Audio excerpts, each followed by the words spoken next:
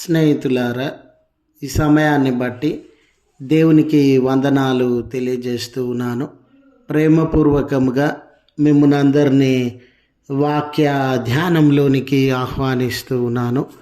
చిన్న మంద అనే ఆలోచనను మీతో కూడా పంచుకోవడానికి ఇష్టపడుతూ ఉన్నాను కనుక దేవుని యొక్క వాక్యమును మీరు ముగింపు వరకు ఆలకించాలని మీ కుటుంబ సభ్యులతోనూ తోటి విశ్వాసులతోనూ ఈ వీడియో షేర్ చేసుకోవాలని మీ ప్రార్థన మనవులు ఎట్టివైనను కామెంట్స్ రూపంలో కానీ ఫోన్ కాల్ ద్వారా కానీ తెలియజేయండి. నమ్మకంగా మీ కొరకు ప్రార్థిస్తాము. ఈ వీడియో మీ ఆధ్యాత్మిక జీవితంలో ఉపయోగకరంగా ఉంది అని మీకు అనిపిస్తే దయచేసి ఈ ఛానల్ను సబ్స్క్రైబ్ చేసుకునవలసినదిగా మనవి చేస్తూ ఉన్నాను. లేఖనము లూకాసు వార్త 12వ అధ్యాయము 32వ వచనము. చిన్న మంద భయపడకుడి, మీకు రాజ్యము అనుగ్రహించుటకు మీ తండ్రికి ఇష్టమై ఉన్నది.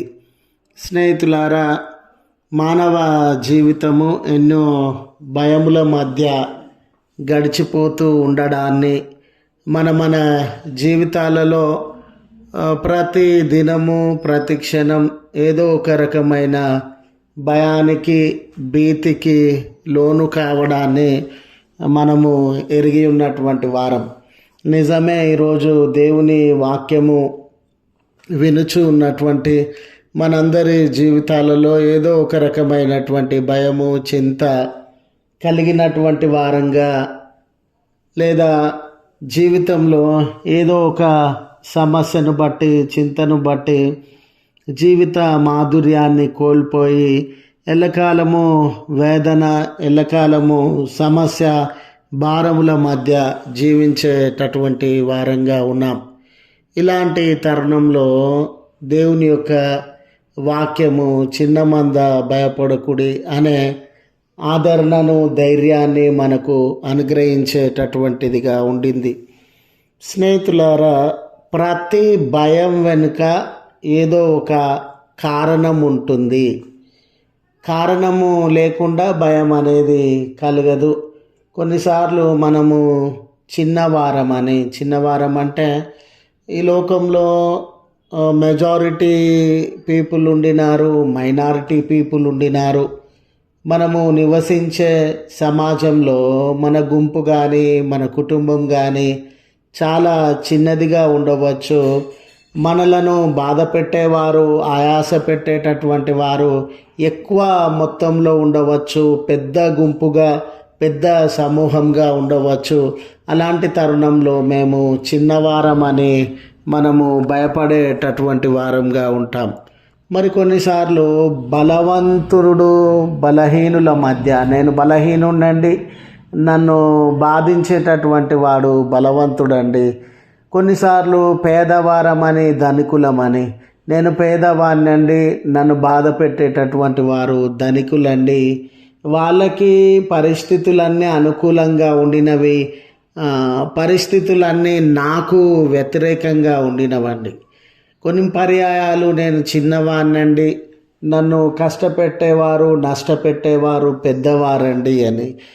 చిన్నవాడిని కనుక అన్ని పరిస్థితులు నాకు చిన్నవిగా ఉండినవి, అన్ని పరిస్థితులు వాళ్ళకి అనుకూలంగా ఉండినవి అని ఈ రకంగా మన భయానికి ఆర్థిక పరిస్థితి, సామాజిక పరిస్థితి, ఆరోగ్య పరిస్థితి, వయసా, అనుభవమా, లేమ, కొరతన, ఏదైనా కారణంగా ఉండని ఇలాంటి తరుణంలో స్నేహితులారా, చిన్నవారమని, బలహీనులమని, దిక్కులేనటువంటి వారమని, లేమి కొరత కలిగినటువంటి వారమని, కారణము ఏమైనా ఉండని భయానికి లోనైన మన జీవితాలలో దేవుడు అనుగ్రహిస్తూ ఉన్నటువంటి గొప్ప ఆదరణ, నువ్వు చిన్నవాడనని, బలహీనుడనని, నీవు లేదా తక్కువ సమూహానికి చెందినటువంటి వాడనని, అల్పసంఖ్యాక వర్గానికి చెందినటువంటి వాడనని, లేమి కొరత పేదరికం కలిగినటువంటి వాడనని భయపడాల్సినటువంటి అవసరత లేదు. ఎందుకనంటే దేవుడు నీ పక్షాన ఉండినటువంటి వాడు. దేవుడు తన కార్యములను నీ జీవితంలో జరిగిస్తూ ఉన్నటువంటి వాడు అనే సత్యము లేఖనము తెలియజేస్తూ ఉంది. మరి ముఖ్యంగా ఆయన నీ పక్షాన ఉండడమే కాదు, నిన్ను బలపరచడమే కాదు, నీ అక్కర, నీ భద్రత, నీ భవిష్యత్తు పట్ల శ్రద్ధ కలిగి ఉండడమే కాదు, అన్నిటికీ మించి స్నేహితులారా ఆయన తన నిత్యత్వాన్ని, అంటే పరలోక సంబంధమైనటువంటి జీవితాన్ని చూడండి. చిన్న మందగా లేక బలహీనుడవుగా లేక పేదవాడవుగా ఈ లోక జీవితం అంతటిలో, సమాజ జీవితం అంతటిలో నువ్వు తృణీకరింపబడినటువంటి వాడవుగా ఉన్నావేమో, త్రోసివేయబడినటువంటి వాడవుగా ఉన్నావేమో, చాలా అవకాశాలు పొందుకోనటువంటి వాడవుగా ఉన్నావేమో.